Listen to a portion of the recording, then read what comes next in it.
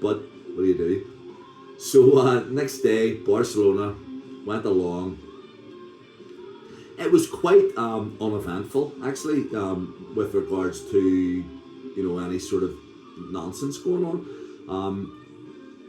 We went on, and there was an Australian guy who was great, absolutely brilliant sound engineer. Gave Storm Zone us 45 minutes of brilliance, then a break, and then we went back on again and played the George Lynch Mob Dawkins set on a big stage with a big sound this time, with and Barcelona. There were maybe 500-600 people there. It was fantastic. Always remember Keith coming over to me personally and saying, "Different level, son, different level." And I went, "You mean me personally?" And he went, "Yeah." He says, "See, as soon as you have the big audiences there in front of you and you've got them sort of invested in you, that's whenever you're at your best." I always loved him, loved him saying that. I'll never forget that he said that. And we went then to, I think it was, we were playing in Bilbao the next night, so we went to a restaurant after the gig and we had a nice meal. Robert Mills would give us, €100, so we had €20 each, but the meal was free, and then we went to a nightclub afterwards. George went with us, but very soon we were going, who's going to go over and talk to George? Not me this time. No, it's your turn. I mean, there are people out there that would bust their balls, cut off their arm, to sort of have 10 or 15 minutes in conversation with George Lynch, and we're sort of standing going, "It's your turn. You go, you go." I want to talk to, and so we went back to bed. Up next day, flew to Bilbao. Went to the venue there, nightclub, nice nightclub. And again, it was an uneventful gig. Although that was the night, I think, that we sat down just before the show and talked to George, and we discovered everything that he loved, Land Rovers, and very, very, very much into the the sort of the Indian, the people who actually own America, into their cause and stuff. And it was nice, it was like a kind of a sort of a bonding thing. And I really, really enjoyed that. Talking sense, basically.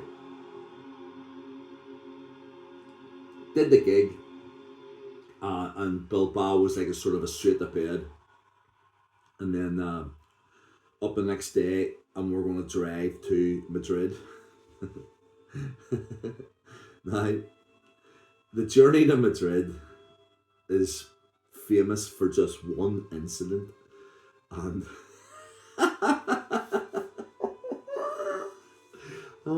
I'll never forget it to the day I die.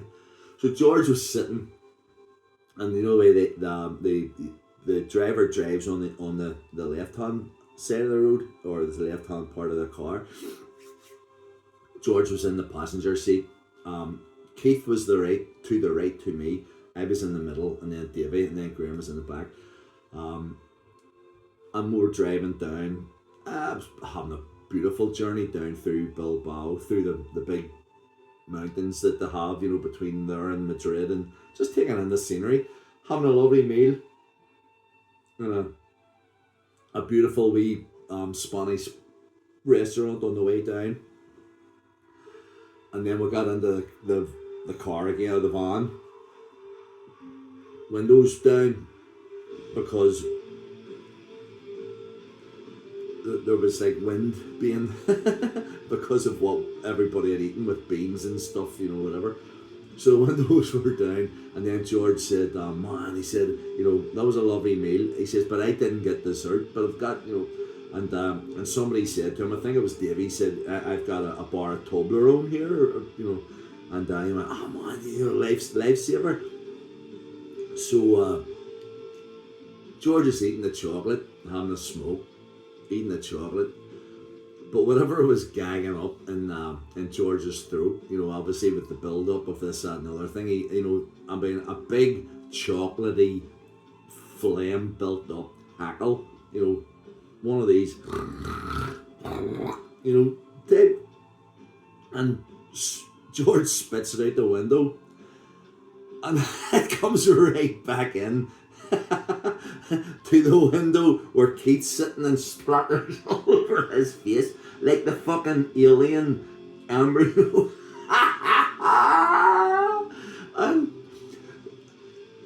George Lynch's DNA is all over Keith's face. He's fucking going, you bastard, you fucking, and I'm going, whoa, whoa, whoa, whoa. I mean, he didn't mean to do it. He didn't deliberately do it so that it would come back in on you, sort of thing. Oh, man. But I mean, like, just the vision of seeing, out in blap, and I go, did I really see that? And we all saw it, and we did laugh, sort of thing, but, and poor George, he didn't know he'd done anything. He just carried on talking, and Keith's like, and bastard, it's George Linsky, if he spat in your face, you'll maybe look back on it in years and go, George didn't spat in my face.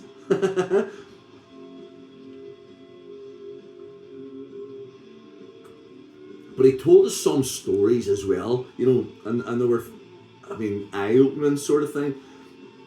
And I can't go into all of them sort of thing, but I mean, there were, like, and it's like kind of more or less an only in America thing, where a guy knocked his hotel room door, and the guy was standing with a docking t-shirt on, and George went, yeah man, what can I do for you? And the guy brought his wife, who was in a wheelchair, from the side and went, she wants to have sex with you, and George was like, man, she's your wife? Yeah, but she wants to have sex with you. And George went, okay. Took the girl in, and then it's like sex, so, man, and so another time he was on the tour bus, but they had changed tour buses for some reason between Texas and Carolina, whatever, and this bus didn't have a toilet. But he needed to do a number two, as they say.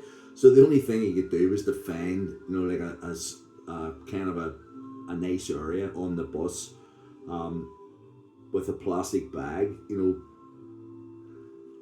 crapped into a plastic bag, and then tied it up into a knot, sort of thing. But at that, and then cleaned himself up, obviously. But at that stage, the bus was pulling into the into the venue, and there was like a crowd of people, waiting for autographs and stuff. So the band, yeah, and he couldn't leave the thing on the bus, you know what I mean? And the band got off to walk through into the backstage area, and this guy is and Don Dawkins signing autographs and whatever, and then this guy goes, George, and George just hands him the bag, and the guy takes the bag and goes, thanks man, but he obviously doesn't know what it is. But I mean, that guy went home with a bag full of George Lynch's shit, I don't know if that is ever going to be documented, or what's happened to that guy, or whether he threw it away whenever he found that out. But well, fuck. But anyway, I'll cut this short because it's come. I know that I'm dragging on too long, but Madrid came anyway. So we reached Madrid, got into our hotel. Robert Mills never puts you in a bad hotel, the promoter. So this place was beautiful, and it was just luxury. And the guys went round to do the instrumental line check in Sala Heineken, as it was known then. I don't know what it's called now even, but it was just right beside Plaza